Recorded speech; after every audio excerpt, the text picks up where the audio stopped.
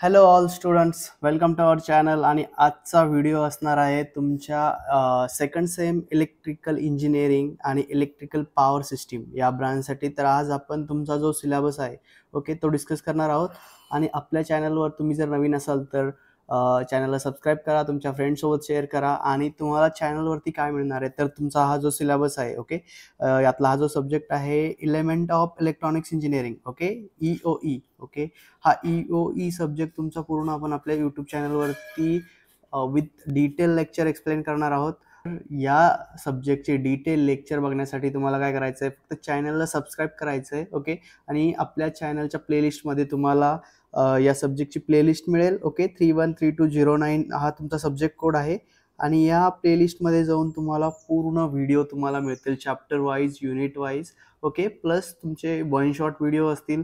तुम्हाला जे डिटेलमध्ये बघायचं असेल तर ते पण मिळेल आणि वन शॉट व्हिडिओ पण असतील ओके.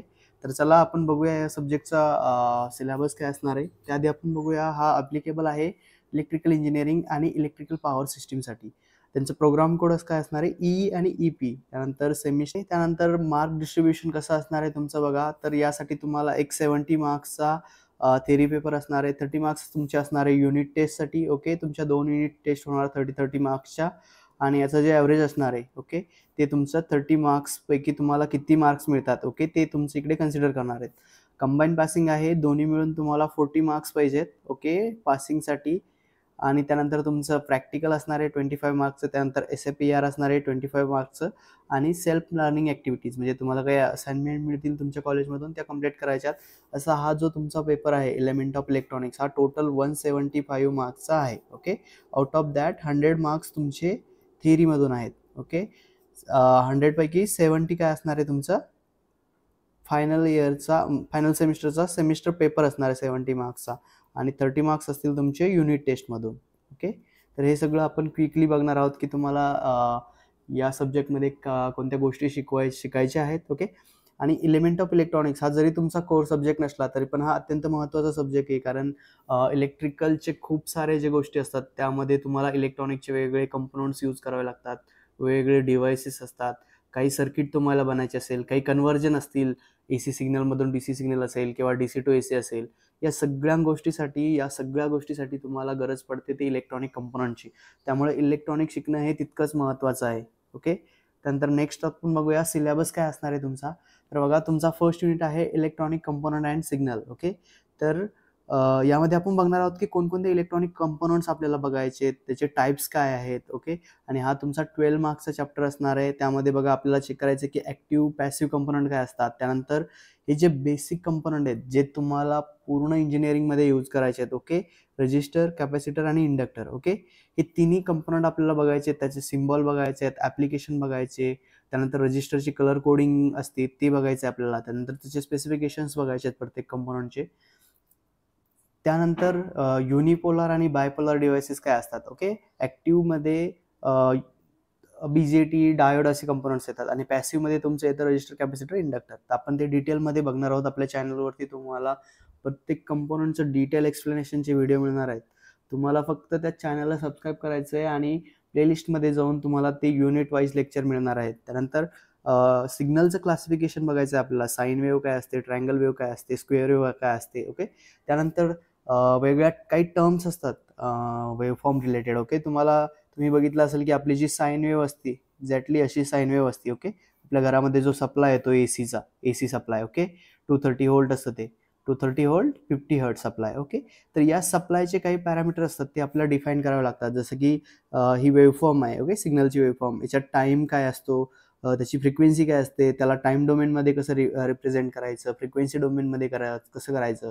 त्यानंतर ॲम्प्लिट्यूड काय असतो या वेव्हफॉर्ममध्ये ओके. याची फ्रिक्वेन्सी काय असते, फेज, वेव्हलेंथ, हे सगळे पॅरामीटर आपण डिस्कस करणार आहोत. त्यानंतर काही सोर्स असतात. जेव्हा आपण एक सप्लाय वापरतो किंवा बॅटरी, हा पण आपला एक व्होल्टेज सोर्स झाला ओके. तर आपल्याला वेगवेगळे सोर्स जे आहेत, व्होल्टेज सोर्स आणि करंट सोर्स, ते आपल्याला बघायचे आहेत. एक्झॅक्ट त्याचं फंक्शन काय आहे. त्यानंतर आयडियल आणि नॉन आयडियल सोर्सेसमध्ये काय फरक आहे, तर हे सगळं आपण बघणार आहोत डिटेलमध्ये. त्यानंतर तुमचा जो नेक्स्ट चॅप्टर असणार आहे तो असणार आहे semiconductor diode okay. Semiconductor diode हा ॲक्टिव्ह कंपोनंटचा पार्ट असणार आहे तुमचा ओके. यालाच PN जंक्शन डायोड पण म्हणतात okay, PN junction diode. Semiconductor का म्हणतात, कारण याच्यात जे मटेरियल यूज करतात या डायोड मॅन्युफॅक्चरिंगसाठी ते कोणतं असतं, सेमीकंडक्टर मटेरियल असतं. 3 टाईपचे मटेरियल असतात, कंडक्टर, सेमीकंडक्टर आणि इन्सुलेटर. त्यातला जो सेमीकंडक्टर आहे तो आपण इलेक्ट्रॉनिक्स कंपोनंट बनवण्यासाठी वापरतो. मोस्टली जे आयसीज असतील किंवा तुमचे जे ट्रान्झिस्टर असेल, डायोड असेल, हे जर मॅन्युफॅक्चर करायचं असेल तर आपल्याला सेमीकंडक्टर मटेरियल लागतं. ओके, ते आपण बघणार आहोत. त्यानंतर इकडे डायोड्स आहेत, डायोडचे टाईप्स आहेत, ते आपण डिटेलमध्ये बघणार आहोत. जेनर डायोड काय आहे, तुमचा एलईडी काय आहे, फोटो डायोड, त्याचं वर्किंग प्रिन्सिपल कसं असणार आहे. ओके, ओएलईडी काय आहे, त्यानंतर डायोडचे ॲप्लिकेशन्स असतात, रेक्टिफायर काय आहे, फुल वेव्ह, हाफ वेव्ह. ओके, त्यानंतर ब्रिज रेक्टिफायर, त्याचे वेव्ह फॉर्म्स, इक्वेशन्स. त्यानंतर एक IC आहे तुम्हाला इकडे स्टडी करण्यासाठी, 808. ओके, याची पिन डायग्राम आणि याचे ॲप्लिकेशन्स काय आहे ते पण आपण बघणार आहोत. त्यानंतर रेक्टिफायर रिलेटेड काही पॅरामीटर असतात, ते तुम्हाला विचारतात नेहमी एक्झामला डिफाईन करण्यासाठी. ॲव्हरेज DC व्हॅल्यू, करंट आणि व्होल्टेजची काय असते, रिपल फॅक्टर काय असतो. त्यानंतर PIV of diode, peak inverse voltage काय असतं डायोडचं. हे 2 मार्क्सला नेहमी हा क्वेश्चन्स विचारतात. खूप इम्पॉर्टंट आहे हे टर्म्स. ओके, त्यानंतर TUF विचारतात. इफिशियन्सी ऑफ रेक्टिफायर काय असते. ओके, याचे न्यूमेरिकल्स पण येतात कधी कधी, आणि हे पूर्ण डिटेलमध्ये आपण आपल्या चॅनलवरती बघणार आहोत. त्यानंतर काही फिल्टर्स यूज करावे लागतात आपल्याला, त्याची नीड काय आहे, कोणतं फिल्टर बेटर आहे, त्यांच्या वेव्हफॉर्म काय आहेत, हे सगळं आपण चेक करणार आहोत.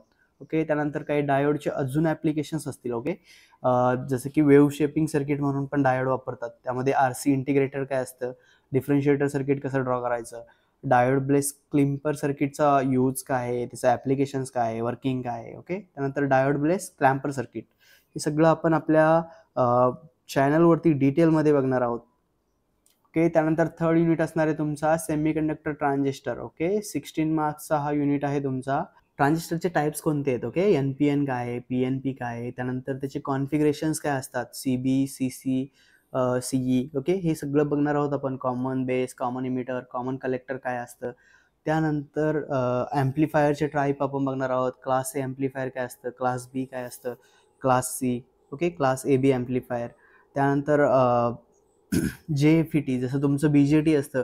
BJT म्हणजे बायपोलर जंक्शन ट्रान्झिस्टर, तसंच तुमचं जंक्शन फील्ड इफेक्ट ट्रान्झिस्टर. हे सगळे काय आहेत, तर इलेक्ट्रॉनिकचे डिव्हाइसेस आहेत. हे डिव्हाइस वापरून तुम्ही एक सर्किट डिझाईन करता आणि मग ते तुमचं वर्क करतं किंवा ते त्यानंतर ते तुमचं फंक्शन करतं. ओके, त्यानंतर मॉसफेट आपण बघणार आहोत. तर सेमीकंडक्टर ट्रान्झिस्टरमध्ये आपण BJT, JFET, मॉसफेट हे 3 तुमचे डिव्हाइस बघणार आहोत. प्लस ट्रान्झिस्टरचे जे पॅरामीटर्स आहेत, त्याचे कॉन्फिगरेशन बघणार आहोत. त्याचे अल्फा काय आहे, बीटा काय असतो ट्रान्झिस्टरचा, गॅमा काय असतो, त्यानंतर इनपुट आउटपुट रेजिस्टन्स काय असतं, रिलेशन्स काय असतं बीटा आणि अल्फाचं, हे पण खूप वेळा एक्झामला विचारतात. तर हे सगळं डिटेलमध्ये आपण शिकणार आहोत. त्यानंतर ऑसिलेटर. ओके, जसं ट्रान्झिस्टर तुम्ही बघितलं, ट्रान्झिस्टरचा सिम्बॉल असतो बघा असा.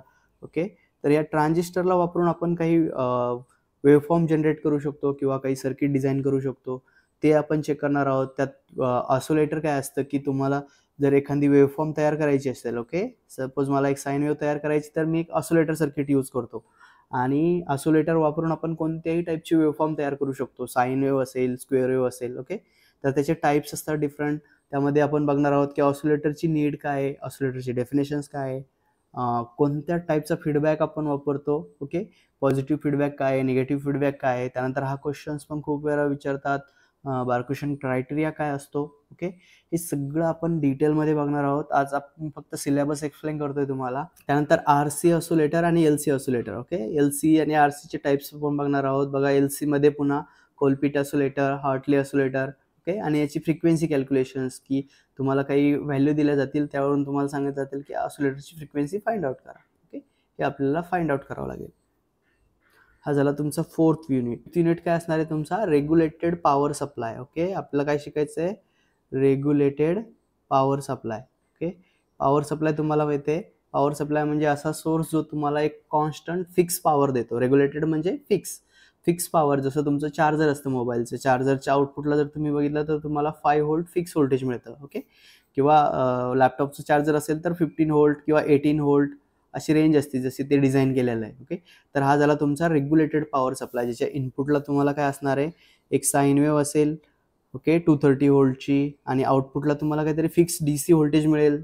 सपोज मला 12 व्होल्ट लागत असेल, ओके, किंवा मला 5 व्होल्ट लागत असेल, तर यासाठी आपल्याला काय करावं लागतं, एक पॉवर सप्लाय डिझाइन करावं लागतं. तर ते आपण बघणार आहोत. त्यानंतर पॉवर सप्लाय रिलेटेड काही टर्म्स आहेत. लोड लाईन काय असतं, लोड रेग्युलेशन आणि लाईन रेग्युलेशन्स, या 2 टर्म्स आणि याचे फॉर्म्युले खूप वेळा विचारतात एक्झामला. याच्यावरती न्यूमेरिकल्स पण असतात. त्यानंतर ब्लॉक डायग्राम, कन्स्ट्रक्शन आणि operation of DC regulated power supply. जसं आपण बघितलं की आपल्याला काय करायचं आहे, एक DC रेग्युलेटेड पॉवर सप्लाय जो की कॉन्स्टंट असेल 5 व्होल्ट, ओके. असा एक पॉवर सप्लाय आपल्याला डिझाइन करायचा आहे इकडे. त्यानंतर जेनर डायोड आपल्याला पुन्हा वापरायचा आहे. आधी फर्स्ट युनिटमध्ये आपण जेनर डायोडचं कन्स्ट्रक्शन वर्किंग बघणार आहोत आणि लास्टच्या चॅप्टरमध्ये तुम्हाला काय करायचं आहे की zener diode as a voltage regulator वापरायचं आहे. तर हे पण खूप महत्त्वाचं आहे. जे एकदा तुम्हाला जेनर डायोड समजला तर हा तुम्ही इझिली सॉल्व्ह करू शकता किंवा हे इझी टू अंडरस्टँड आहे तुमच्या समजण्यासाठी. त्यानंतर रेग्युलेटर आयसीज आहेत बघा, काही सेमीकंडक्टर आयसीज आहेत. 78XX सिरीज, 79XX सिरीज आणि IC 723, ओके. याचे आपल्याला पिन डायग्राम बघायची आहे किंवा त्याचं वर्किंग बघायचं आहे आपल्याला, ओके. त्यानंतर हे वापरून आपल्याला काही पॉवर सप्लाय किंवा रेग्युलेटेड पॉवर सप्लाय तयार करायचं. त्यानंतर लास्टला आहे switch mode power supply, SMPS, okay. Switch mode power supply, त्याची नीड, ब्लॉक डायग्राम आणि वर्किंग, हे सगळं आपल्याला बघायचं आहे, ओके. आणि इकडे तुमचं बघा 5 युनिट्स असणार आहेत या चॅप्टरमध्ये. फर्स्ट आहे तुमचा electronic component and signal, second आहे सेमीकंडक्टर डायोड, थर्ड आहे सेमीकंडक्टर ट्रान्झिस्टर, ऑसिलेटर आणि रेग्युलेटर पॉवर सप्लाय. याचे इकडे मार्क्स दिलेले आहेत, कोणता युनिट किती मार्कला असणार आहे, ओके.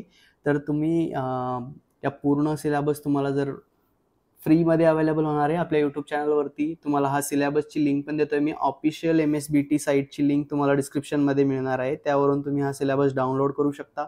त्यानंतर आपल्या नोट्ससाठी तुम्हाला एक गुगल फॉर्मची लिंक मिळणार आहे डिस्क्रिप्शनमध्ये. त्या लिंकवर क्लिक करून तुम्ही एक बेसिक डिटेल्स भरू शकता. तुम्हाला एका गुगल ड्राईव्हच्या ग्रुपमध्ये ॲड करून तुम्हाला त्याच्या नोट्स मिळेल. त्यानंतर आपल्या चॅनलला कनेक्टेड राहण्यासाठी तुम्हाला एक टेलिग्रामची लिंक आहे. आपला ग्रुप जॉईन करा, जे करून तुम्हाला जे पण IMP क्वेश्चन्स असतील किंवा काही नोट्स असतील ते त्या ग्रुपवरती आणि गुगल ड्राईव्हवरती शेअर करण्यात. चॅनलला नक्की सबस्क्राईब करा आणि तुमच्या फ्रेंड्ससोबत शेअर करायला विसरू नका. थँक्यू.